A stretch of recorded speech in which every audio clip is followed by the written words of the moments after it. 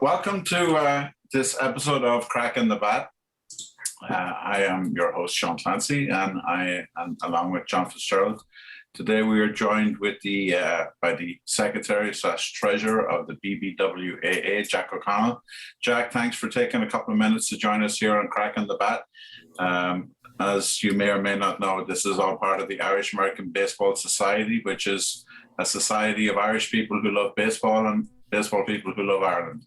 And we do these little 20-minute interviews for our members to give them an insight into different people, not just Irish people, but different people throughout the game. And obviously, you hit all of those marks. And so we will get into what I always told people the one job I wanted in baseball was I wanted to be Jack O'Connell, because you have the most awesome job, which is you're the voice every player wants to hear, because you're the guy who's going to make that call and tell them that they've been inducted into, immortality in the Baseball Hall of Fame in Cooperstown. But I want to go back a bit first. Native New Yorker, Jack, you were born in the Bronx? Yes, in the hybrid. I grew up in the High Bridge section of the Bronx, and in those days, in the 50s, at that time, it was much more of an Irish and Jewish neighborhood. It's more Hispanic now. And then we moved to Long Island because my father was a construction worker, and most of the work was in the island. He got tired of the commute from the Bronx. And, I went to parochial school, 12 years, both grade school and high school. So kind of a traditional Irish-American Catholic upbringing. Now, do you know where your folks are from? Was your father first or second generation? My father is third generation. My father is first generation. His father was born in Cork.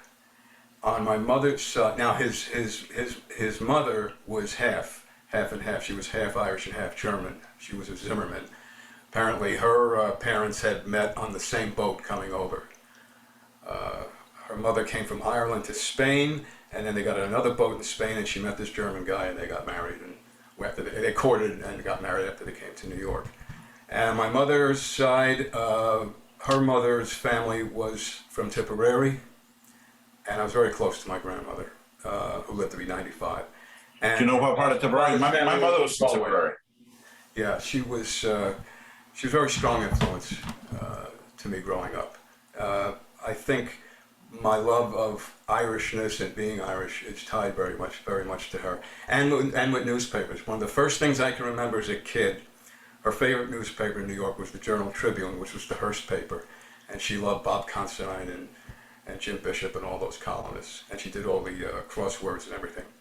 And so my first job as a kid was to make sure it was a PM paper, so it hit the newsstand at 11 o'clock, and I would go down to the corner place, the grocery store called Jack's, of all things, and I'd have to pick up the Herald, the Journal American for her. So that was my beginnings of love of newspapers, because while she was reading these other columnists, I'd be reading the box scores of the baseball games.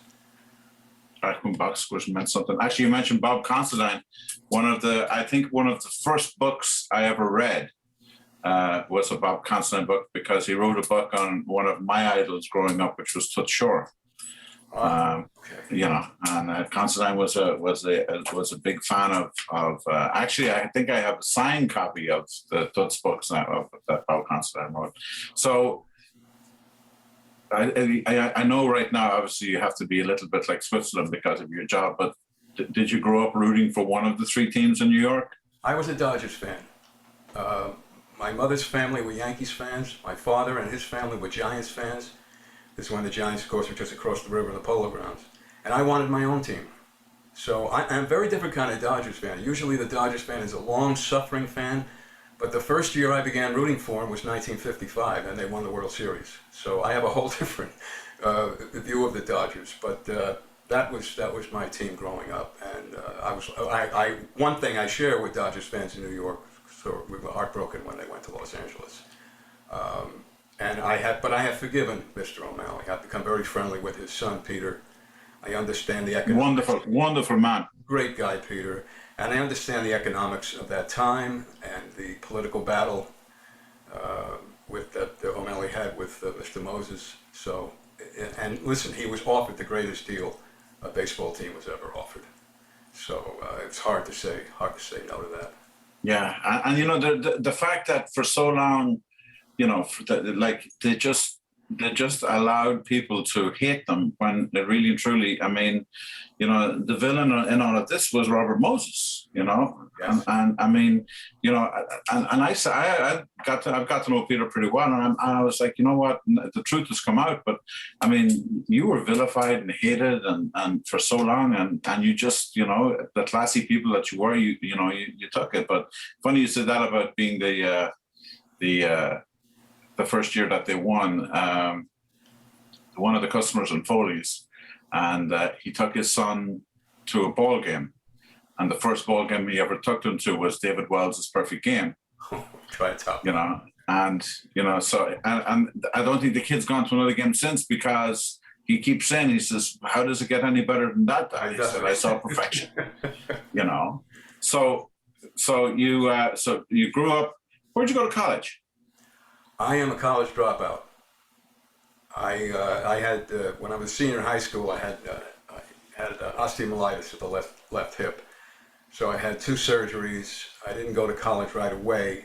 I got a job as a copy boy for a small paper on Long Island called the Suffolk Sun. It was run by the Coles Communications people. They ran Look magazine, and it was just a job to do to get out of the house. I had decided to postpone college, which wasn't that unusual at that time. You always had to worry about the draft and everything. But with my hip, I was declared 1Y, so I didn't have to serve.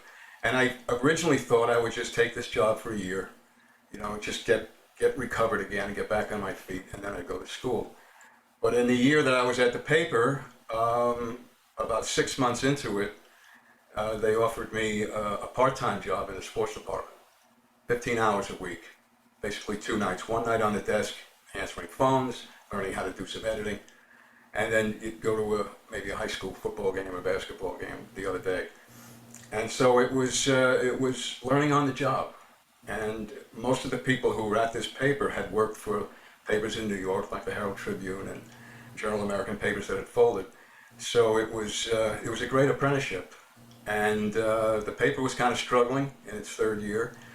And of course they got me cheaply, but there was an opening in the sports department, and the sports editor there asked me if I'd like to take the job full time, and that's how I got into it.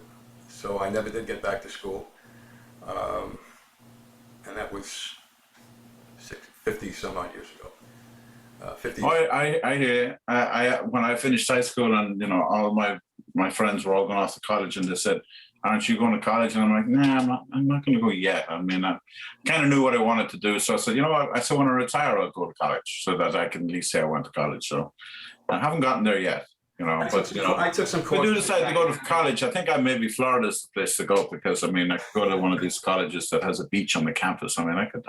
I don't know what I'm going to study though. That would be my problem. So now you had. What you had 40 years though covering the you know, out of the Mets of the Yankees. Yes, I mean I've covered originally my specialty was basketball. I was a basketball writer for most of the 70s. I had gone to a paper in Detroit. I covered the Pistons, but while I was there, I was also the backup guy on the Tigers. I don't know, I do maybe 20, 25 games a year, because I was also helping a friend of mine named Richard Shook. He was the Detroit bureau chief of UPI, that's United Press International, it's a wire service. And he would need, come July, when Michigan football opened and the Detroit Lions camp opened and the Red Wings and the Pistons brought their camp, he would need someone to cover some weekend games of the Tigers. So I made some extra money doing that. And I became acquainted with Billy Martin and Ralph Houck, who were former New York names, of course. And the late Al Kaline, I first met him at that time. So, but my primary job was basketball. When I came back to New York, we had a strike there and I lost my job. I came back to New York and I worked for the Bergen Record over in New Jersey. Great paper, I really enjoyed my time there. And the Mets beat opened in 1980. And that's when I went to the Mets, and I covered them for about 9-10 years. Then I switched over to the Yankees in 1989 after I left the Daily News and went to the Hartford Courant. So a question for you, because back then, I mean, you had the powerhouse on the beat. Who was when you walked into that clubhouse first? your first day in the Mets clubhouse. I mean, what was more intimidating? Was it the players or the big names that were covering the team? By that time I was already in my 30s and I wasn't that intimidated. I was more intimidated the very first game I went to, which was back in 1969. And there's Gil Hodges, one of my heroes, standing behind the desk, and Dick Young asking him questions, and I just kept my mouth shut. I just stood in the back, and I wrote a sidebar about Ron Swoboda, and he was very friendly and so forth. I was much more intimidated then. By the time I got on the Mets beat, I had covered a lot of pro sports, and I'd been around, so I wasn't really that intimidated. But I also respected the people who were on that beat. Jack Lang was covering for the Daily News. Joseph Durso was covering for the Times. Maury Allen was covering for the Post. These were very big names in New York, and they had great relationships with the players. So I did catch a break that year, and I made a lifelong friend to this day, Lee Mazzilli, and I guess he liked my New York accent and all that. We just hit it off right from the beginning, and. So I didn't really feel that intimidated. Joe Torre was not an intimidating type guy the way a Ralph Halker or Gil Hodges was. He was very open.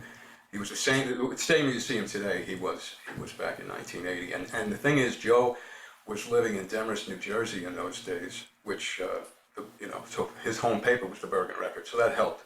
The fact that he could see my stuff every day. That was a big help. Now back then, were you guys traveling on the charter, or was that after that? We traveled on the charter, but not all the time. When I first went on the Mets, the Record was a PM paper, so I didn't write during the game. So I didn't start traveling on it. I made some charter flights, but I was not a regular. Yes, we could go on those flights, but it was usually the AM guys. Lang and Durso were usually on those flights. The PM guys like myself, Newsday, the New York Post was a PM then. We usually traveled the next day. But I found that when you did travel on the charter, it did make life a lot easier. And in fact, I was the last New York writer who traveled regularly on the charter. That was in 1991 with the Yankees, when Stump Merrill was the manager. And then after that season, the Yankees said no more writers on charters. Kind of hard to go back to traveling commercial after you've been on that charter. You never saw. It used to be great to go on the charter because you brought your suitcase down to the hotel lobby, and you didn't see it again until you were in the next city, and it was already in your room. So it was it was a great way to travel. Absolutely great way to travel.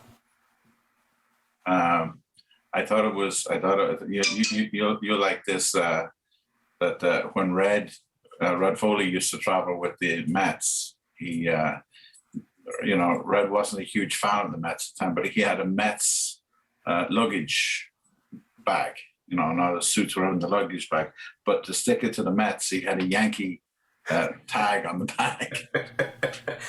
Well, he was lucky that tag still was on there. I was surprised. Yankees tags get stolen more than, and it has your name on it. Why someone would steal something? But they love that the blue tag with the NY logo. Yeah. And I must have had 5 of them because every time I had it, I had to go back to Killer Kane. Bill Kane was the traveling secretary in those days. I had to go and get another one. He says these things are like diamonds. People keep taking them off bags. Yeah. So before we go any further, we have a question for you, Jack, that fellow Bronx native Andrew Velasquez played for the Yankees this year and played very well. The first Bronx native to do so. I didn't know that. Would you consider writing an in-depth piece about him? I saw that thing about the first Bronx native, and for some reason, I thought Buddy Hassett, who played briefly for the Yankees in the early 40s, I thought he was from the Bronx, and maybe I'm wrong about that. Well, he's an interesting story. Velasquez. He's been bouncing around the minor leagues for years, and he's been an important guy for them.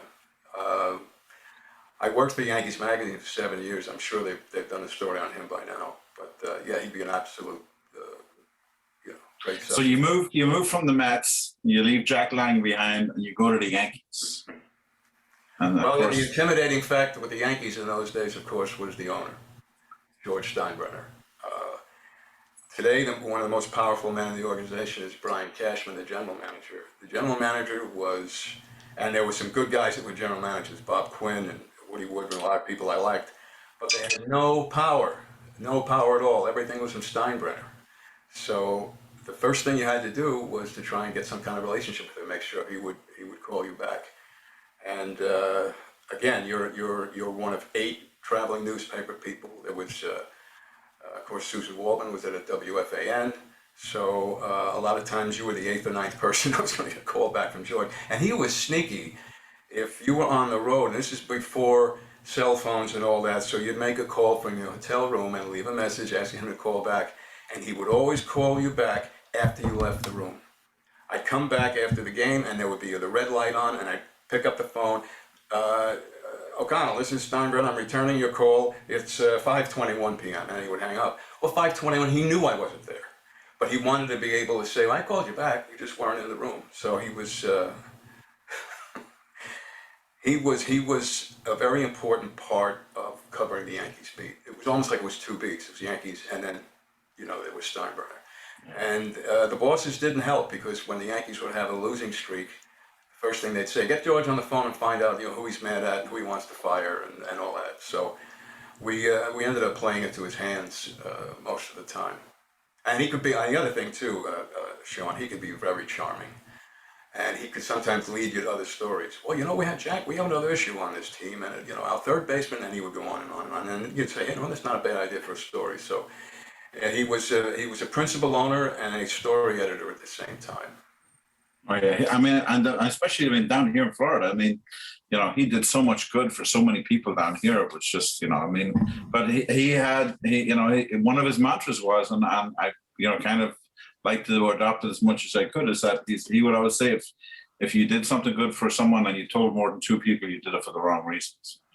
I only got to meet him once, and he had a good heart. He did a lot of things for like Grambling University and things like that. Yes, he was. They used to say that about Frank Sinatra. I think he did a lot of things behind the scenes, and he didn't want to take credit for it. I think that's true. That's true about George. He certainly did a lot for the city of Tampa. That's for sure. I think he was very responsible in the '70s, Sean, for getting the Yankees' positive image back. And it may have sounded silly at the beginning when he made such an issue about getting the graffiti off Yankee Stadium, but that was a big deal. That was a big deal to defame, one of the landmark buildings in the city of New York, was something and this is a guy from Ohio, he thought was blasphemy. And I think that was the beginning of him trying to get the Yankees back to that pedestal that they were once on. And he did it.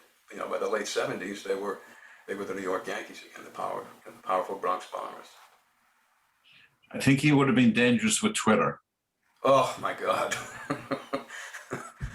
I've thought about that. I'm not on Twitter, but that makes 2 of us. Yeah, if I was covering the team, they of course would make you going on it these days.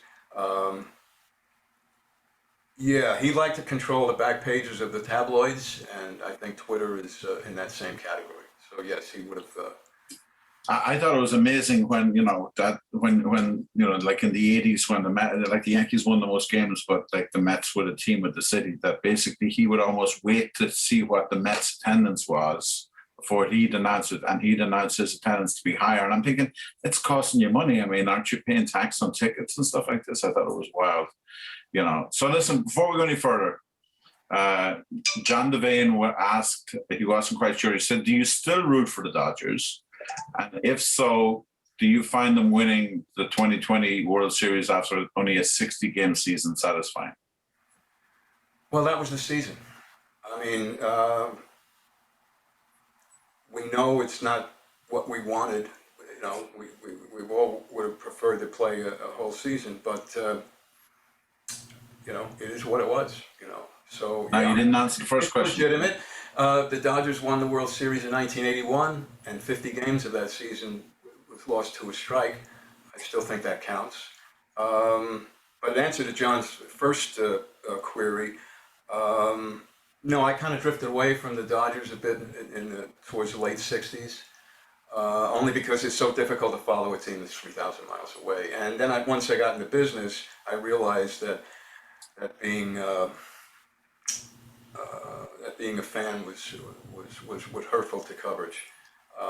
So I think I know how you feel. People would ask me that all the time. I'm like, at Foley's, I had friends on all the teams. I'm like, I have to be like Switzerland. I root for the guys that I know, and I root for the good guys in the game. And it's just, in some cases I have to root for the team that's going to bring the most people to Foley's too. But I know exactly how you feel. in the newspaper business, you root for a good story, is what it comes down to when you're watching a game. And, like Velasquez, you're watching a game and he gets a big stolen base, he makes a big play, and you say to yourself, that's a good story. I hope this continues because that's what I want to write today. So that's what it is. In the newspaper business, you just root for a good story. Rooting for a team it doesn't help you at all. I hear you.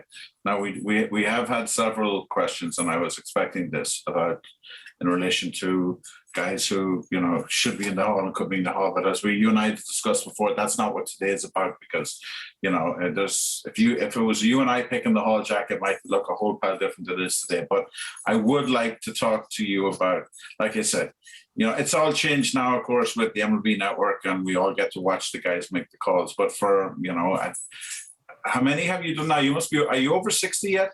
No, I'm at 49. You said 49. 49. So 49 times you've had to pick up the phone. And I said this to you. I mean, I'm always curious about, there's some great backstories about different things that have happened. In fact, a good friend of mine down here who's a PR director, he had set up this whole thing. This was before your time and Jack Lang's time, and had invited all the media to be a part of the thing, and then proceeded to give Jack Lang the wrong number to the restaurant.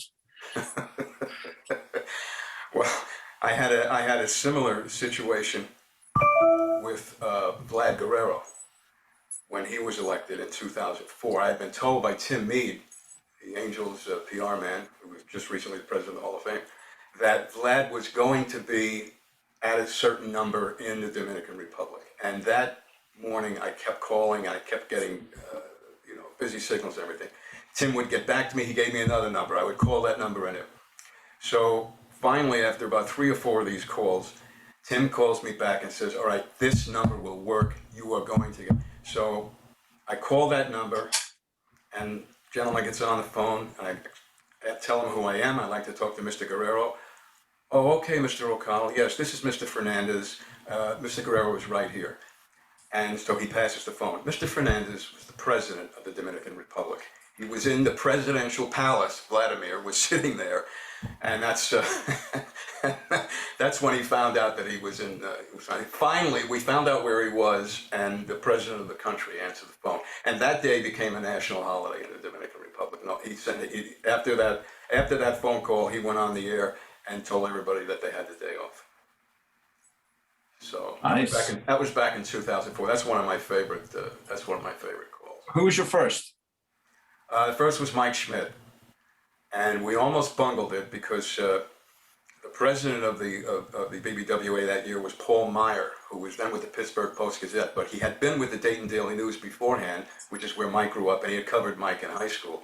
So I made the call to Mike. I made a quick congratulations, you're in the Hall of Fame. But by the way, I want to pass the phone to Paul Meyer, your old buddy. And I told Paul, keep it brief. Well, he goes on and interviews him for 25 minutes. And I said, no, it's not the way we're supposed to do this. You're supposed to just do a nice, quick call. Of course, the next year we didn't elect anybody, so I had to wait until 1997 to do it the proper way with the late Phil Negro, one of my favorite people.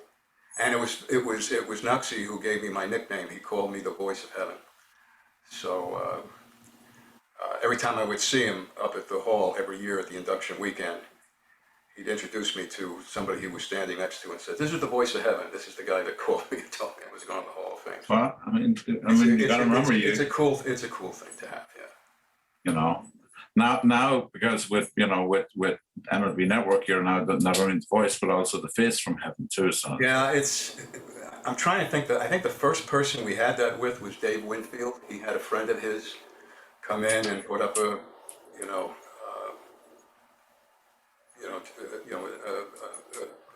camera to film it. And I think the next year, Ozzie Smith, we had the same thing. And Ozzie, I think, was working for I don't know if ESPN or somebody. And Jane Clark got a little concerned about that. But Ozzie had promised, no, we're not going to do anything until after the call is finished. So we've run into that now in the last, almost 20 years now. But I'll say this, we have not had a leak. I mean, there is some time between that call and the show coming on and the announcement, and nothing has ever come out. We tell them, look, just keep this in the family for the next half hour, 45 minutes, and they do. That's the respect that they have for the hall. So we appreciate that. But yeah, we're aware now that there's all kinds of setups, and so it may not be as intimate. But you know what? In the last 2 years, two guys I covered from day one to the last day of careers, Mariano Rivera, Derek Jeter, they turned out to be really funny and good calls. So it's great to bring good news to people. I'm conscious that people remember. A lot of players tell me they remember this day like the day they got married or the day their first child was born. So it's good to feel a part of that in their life. That is very good. I mean, obviously, yeah, the last few years have been tough, and the fact that you had to do this year's induction ceremony on a Wednesday, and all the stuff that went into that. But I mean, just by the sheer fact that you're able to get it done was awesome. Well, it says a lot about the staff in Cooperstown. It's a remarkable group of people, and it was a very different kind of induction period. But I'll tell you, by the end of that second day, it felt like it was Sunday night again, like in the old days. It was good. Everybody, I ran into Calvary. He and I were staying in a room on the same floor. We ran into each other just before I was checking out of the hotel, and he said, "Wasn't it good for everybody to get back to see each other again?" And obviously we missed the 10 people who we lost over the last year, all of whom, the 10 Hall of Famers who died, were major parts of the induction weekend. And so there was a bit of a hollowness there, not having a Seaver or a Negro or Lasorda, Sutton, K-Line, Morgan, all those guys, Gibson, that passed on this year. But the ones who did come back, came back with their families, and so we also had some widows who came back. Gary Carter's widow was there, and Bob Gibson's. It was good to see everybody and to get baseball back on its feet. That's pretty cool. Well, Jack, listen, I appreciate you doing this. To the people that asked the questions about Tommy John, and we didn't bring you on to try and steer you with any of the upcoming, but it just turned out that the two previous guys that we interviewed was Tommy John and Steve Garvey. So no, you were not. I'm not going to put you on the spot. There's a lot more people than you making that decision. That's but listen, right. And I can, anytime I get a chance to not only see but hear the voice of God, I'm truly honored. Jack, I really appreciate you doing this. I wish you well, stay safe, and hopefully we can catch up soon. Sean, always a pleasure to talk to you. I miss you, and I miss Foley's, and glad to see you look nice and healthy and We'll do this again soon. Take care. All right, thank you. Bye-bye.